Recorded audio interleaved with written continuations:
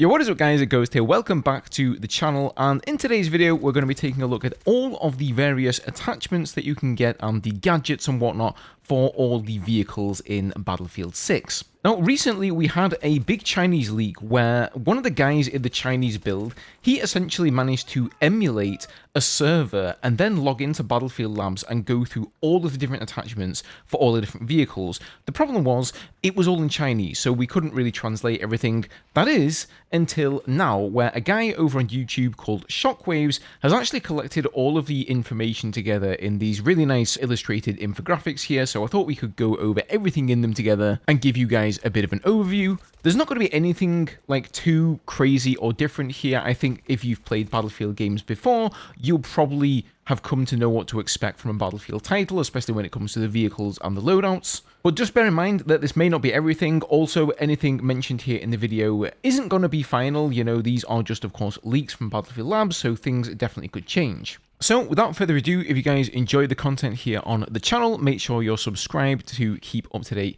with everything Battlefield 6. And thank you guys, as always, for your ongoing support.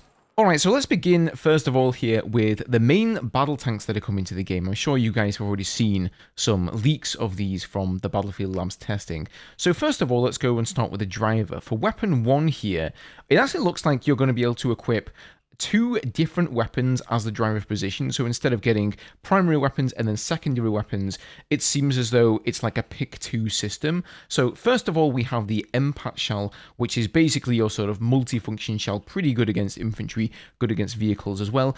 Then you have a shrapnel shell, which sounds to me like it could be the canister shot. So, you know, something like a shotgun pellet that spreads out and does a lot of damage to infantry. You've got the high explosive shell, which is again mainly used against infantry, and then you've got guided projectile. Now, guided projectile could be interpreted a number of ways, but the most common one we've seen from Battlefield games in the past is that it's essentially a lock-on shell that you fire at a tank once it's locked. Sometimes, though, it could be that you fire it slightly above the enemy tank, and then it just automatically locks on, so that could certainly be the case. Do bear in mind, by the way, with these guys, that these are all translated directly from Chinese, so that's why some of the names look sort of a little bit sketchy and are almost certainly not the final names. And then we have the armor-piercing projectile. So it could be something like, is it the APS FDS shell that you get like on the IFVs? Maybe something similar to that that's going to be really, really good against tanks. Then for the secondary, we have the coaxial light machine gun and the heavy machine gun. So pretty standard stuff there. The first equipment slot, then we have the heat shield smoke. We've got the emergency repair. And then we have the ballistic interception system, which I'm assuming is going to be something similar to an APS where, you know, something comes out and shoots down enemy projectiles. And then for passive skills here, we have enhanced loading system, so that's going to speed up the reload of your shells. Durability upgrade, which will presumably increase your armor a little bit. Improve controls, so maybe the tank swivel speed will be slightly faster there, maybe even the tank movement speed as well. And then also field maintenance, which, if memory serves, that one kicks the auto health regeneration for your tank into action a little bit sooner. And I have seen from Labs leaks that all of the vehicle's health bars have like little segments in them, and if you go past a certain segment and drop below that in terms of health, then you have to go back to one of these attrition repair stations. I think field maintenance will probably just repair you automatically, maybe past some of those segments, but not like all the way. And then, of course, we come to the gunner. We've got the remote-controlled light machine gun, so pretty much what we've seen in previous games again there. And, of course, the remote-controlled heavy machine gun, but this time also the automatic howitzer. So this sounds like it could shoot some sort of shells, again, maybe like canister shells, kind of good against infantry there. And, you know, that's always a welcome addition, I think, to see some new things in the game. And then, interestingly, it seems like the gunner is going to get some equipment of his own. So, like we've seen on stealth helicopters in Battlefield 2042, with the gunner there having like an EMP grenade, it seems now that tank gunners are going to be able to choose between standard smoke barrier launcher, which I think previously was like the main driver, one of the smoke gadgets there, or the explosives detection and detonation system, which also sounds like it could be APS. Maybe it only works against grenades, maybe it only works against shells. I'm not sure, we'll have to see on that one. Alright, moving on to the infantry fighting vehicles then. For the driver, it seems, again, we've got two different weapons, so similar to like the BMP-2, in Battlefield 2042 at the moment, you're going to switch between the two, just like with the tank. We have the high explosive bomb. Again, I think this is a translation error here. I doubt very much it's a bomb. It's surely going to be high explosive shells, which we've seen on IFVs in the past. You've got armor piercing projectile, which is almost certainly going to be the APFSDS. I always mess up the abbreviation on that one, but I'm sure you guys know what I'm referring to. And then we have anti-personnel bombs, again, presumably shells or rounds there. Then for the second weapon, we've got the anti-tank guided missile and then the precision guided missile. So what is the difference between these two? I think one of them is almost certainly going to be the tow missile. The other one, probably either a lock-on missile that you have to get a lock first and then fire, or it's going to be like the Bradley and the BMP, where it's fire and forget, but then you can acquire a lock afterwards, and it will then like track onto that target, or you can just dumbfire it. I think that would be really, really nice. And then finally, we've got light rockets, and I don't think we've seen light rockets on an IFV since Battlefield 4. Correct me if I'm wrong, but I believe they had Zunis. Then we've got the continuous smokescreen launcher, emergency repair, and the heat shield smoke. So kind of similar to the tank there. For equipment slot 2, we have the advanced threat detection system and then the close range threat detector. So what the advanced one does, couldn't really tell you just from the description here, but I'm assuming this is going to spot infantry and vehicles and whatnot around you. Again, the close range one there sounds like it's going to do, well, closer range. Then for the passive skill, we've got location jammer, durability upgrade, field maintenance again, and then advanced system.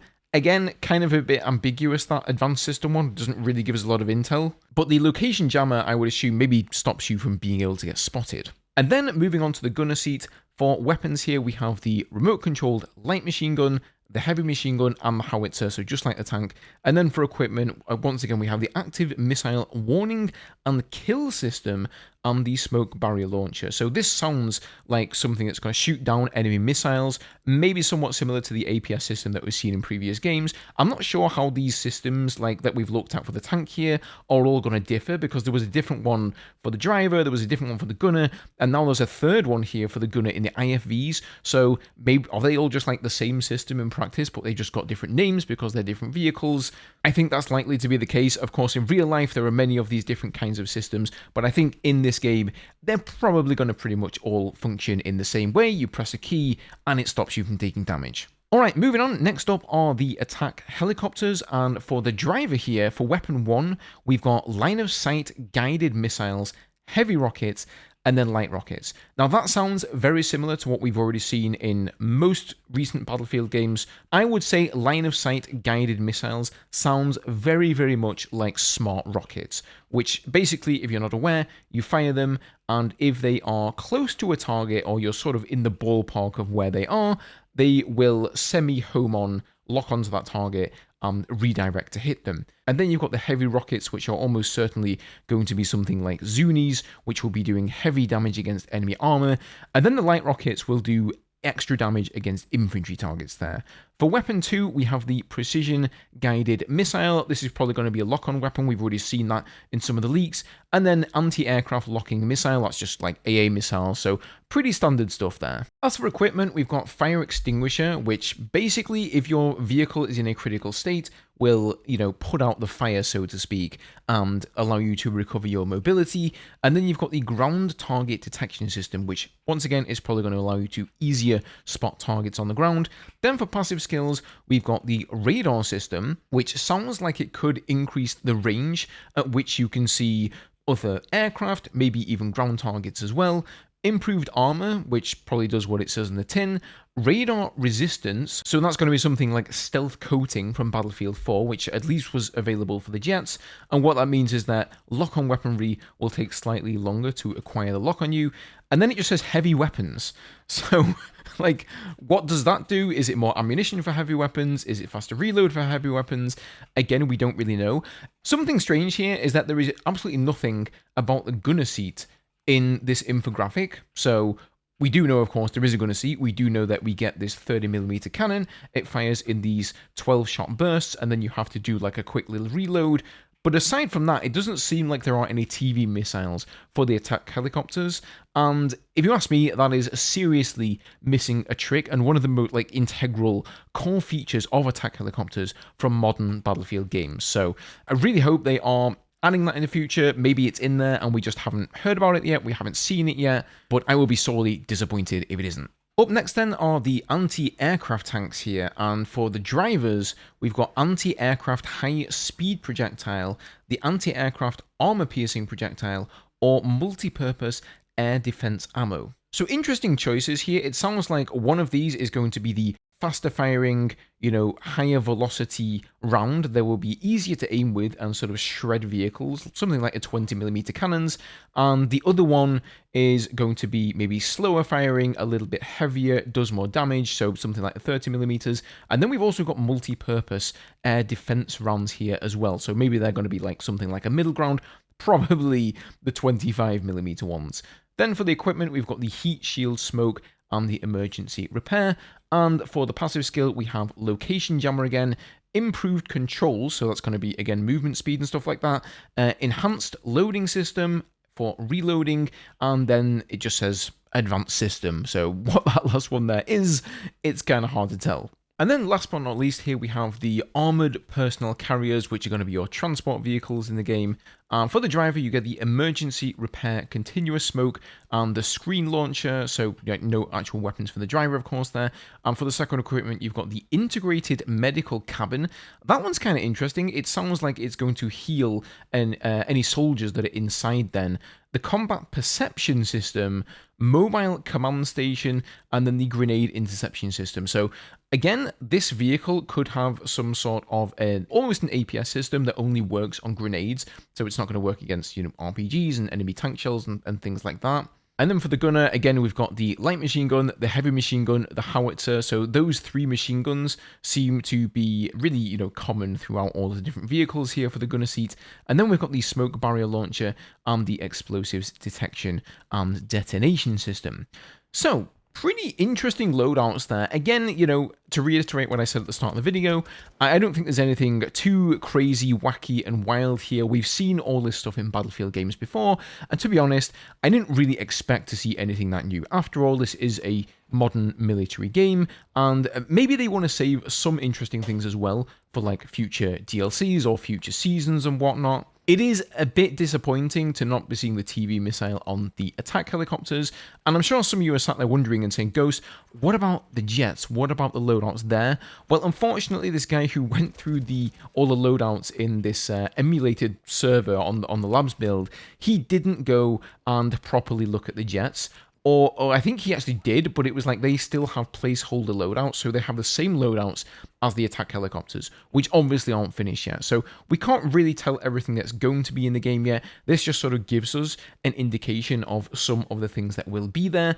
And as far as you understand it, you can't actually even equip this stuff. He basically just got like into the loadout section for the vehicles, which isn't even being tested at the moment anyway. In any case, guys, let me know what you think about the vehicle loadouts. What kind of vehicles and gadgets would you personally like to see in the next game? For me, I really feel like one of the parts that is lacking is the omission of naval warfare. That was really such a cool part of Battlefield 4, in my opinion. So I would love to see that come back. Whether they're going to introduce that in a future season, that could certainly be the case. Maybe they're keeping it on the back burner because they want to have some exciting stuff that is going to attract the player to return again. All those people that will, play for a month or so and then they move on to other games, they want them to come back again, and you really do need to have something nice there to entice them back in. So I do think some of the things we're not seeing here, that could be the case with them. But drop me your thoughts down below. If you enjoyed the video today, leave a like. Let me know what you thought of it. Subscribe to keep up to date with everything Battlefield. And I will see you guys in the next one.